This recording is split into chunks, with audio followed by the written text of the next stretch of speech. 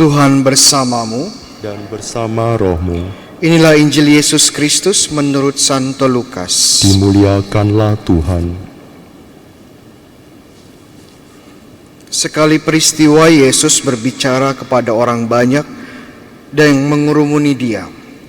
Angkatan ini adalah angkatan yang jahat. Mereka menuntut suatu tanda, tetapi mereka tidak akan diberi tanda selain Nabi Yunus. Sebab sebagaimana Yunus menjadi tanda bagi orang-orang Niniwe, demikian pula lah Anak Manusia akan menjadi tanda bagi angkatan ini. Pada waktu penghakiman, Ratu dari Selatan itu akan bangkit bersama orang dari angkatan ini, dan ia akan menghukum mereka. Sebab Ratu ini datang dari ujung bumi untuk mendengarkan hikmat Salomo. Dan sungguh yang ada di sini lebih besar dari Salomo. Pada waktu penghakiman, orang-orang Niniwe akan bangkit bersama angkatan ini, dan mereka akan menghukumnya. Sebab orang-orang Niniwe itu bertobat waktu mereka mendengarkan pemberitaan Yunus. Dan sungguh yang ada di sini lebih besar daripada Yunus. Demikianlah sabda Tuhan. Terpujilah Kristus. Sahabat-sahabat yang terkasih, mencari tanda itu adalah suatu hal yang sangat manusiawi.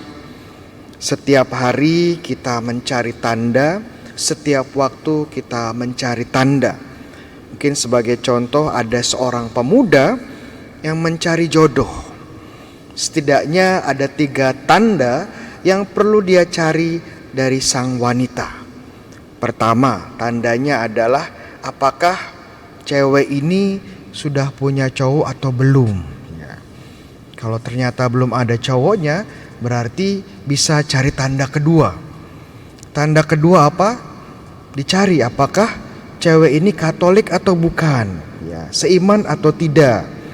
Kalau seiman Katolik berarti bisa ke tahap ketiga, mencari tanda ketiga. Tanda ketiga apa? Dicek, ini ceweknya suster atau bukan ya. Kalau suster otomatis nggak boleh ya. Jadi seperti biasa ya, mencari tanda ini sangat wajar dalam kehidupan kita sehari-hari. Begitu juga bahkan Yesus dalam Injil lainnya mengatakan bahwa kita harus peka pada tanda-tanda zaman, pada tanda-tanda di sekitar kita. Kalau ada angin barat kemudian langit mendung, berarti akan hujan. Ini tanda-tanda akan hujan.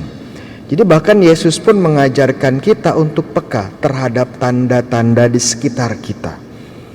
Tapi kenapa pada Injil hari ini Yesus mengatakan bahwa angkatan ini, ya angkatannya Tuhan Yesus, zamannya Tuhan Yesus itu angkatan yang jahat. Karena mereka mencari tanda. Padahal kalau kita lihat mencari tanda itu biasa saja. Pertama kita harus mengerti bahwa tanda yang dicari di sini oleh angkatan yang jahat ini adalah sebuah mukjizat. Sebuah tanda besar yang dicari untuk membuktikan bahwa Yesus adalah Mesias, bahwa Yesus adalah sang penyelamat yang ditunggu-tunggu. Nah, ini masalahnya. Masalahnya Yesus sebenarnya sudah melakukan banyak sekali mukjizat. Sudah menyembuhkan banyak orang sakit, bahkan membangkitkan yang meninggal, memberi makan ribuan orang, mengusir setan, dan masih banyak lagi. Tapi tetap saja orang-orang pada zaman itu menolak melihat tanda-tanda ini, melihat mukjizat ini, dan masih terus mencari. Hati mereka sudah tertutup kepada Yesus, sehingga mukjizat apapun yang Yesus lakukan, mereka tetap saja tidak percaya. Mereka tetap saja akan mencari tanda yang mereka inginkan. Bangsa Israel zamannya Tuhan Yesus ini nggak beda dengan bangsa Israel pada zamannya Musa. Waktu bangsa Israel di padang gurun, salah satu hobi mereka adalah bersungut-sungut, ya, komplain sama Tuhan. Saat perut mereka lapar, mereka komplain. Saat mereka haus, mereka komplain. Lebih baik saya kembali ke Mesir. Lebih baik saya mati di Mesir daripada mati di padang gurun dan kelaparan. Padahal sebelum mereka keluar dari Mesir, mereka sudah melihat tanda-tanda kekuatan Tuhan. Bagaimana Tuhan menghancurkan Mesir dengan 10 tulahnya. Bagaimana Tuhan membelah Laut Merah. Dan masih banyak lagi, memberikan mana, memberikan air setiap hari bagi bangsa Israel. Tapi karena hati mereka keras, karena tidak ada iman, mereka tidak mau melihat karya-karya Tuhan. Sama seperti bangsa Israel pada zaman Tuhan Yesus, hatinya keras, imannya tidak ada. Dan ini juga bisa terjadi di dalam hidup kita sekarang. Kita menolak untuk melihat karya-karya Tuhan yang baik di dalam hidup kita. Kita menolak untuk melihat mukjizat-mukjizat Tuhan yang terjadi setiap hari di dalam hidup kita. Kita hanya fokus di satu titik. Kalau Tuhan tidak memberikan saya sukses dalam pekerjaan, saya tidak percaya Tuhan. Kalau Tuhan tidak memberikan saya jodoh, saya tidak mau ke gereja lagi. Padahal sepanjang hidup kita, Tuhan sudah beri banyak hal baik. Tuhan sudah beri banyak mukjizat. Teman-teman di sini di dalam gereja lihat mukjizat nggak sekarang?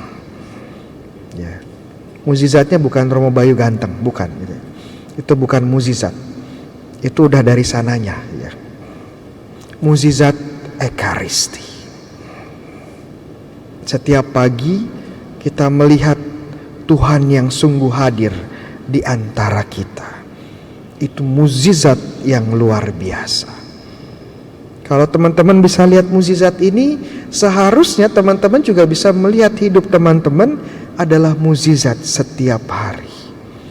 Ini menjadi kesempatan untuk bersyukur. Dan saat hidup kita penuh dengan syukur, kita akan bahagia. Mungkin kalau kita sekarang gak bahagia, kita kurang bersyukur. Kenapa kita kurang bersyukur? Mungkin karena kita tidak mampu atau tidak mau melihat mukjizat dan berkat Tuhan dalam hidup kita sehari-hari. Ini ajakannya ya, jangan menjadi angkatan yang jahat pada zaman Yesus, jangan menjadi Israel saat di padang gurun. Amin.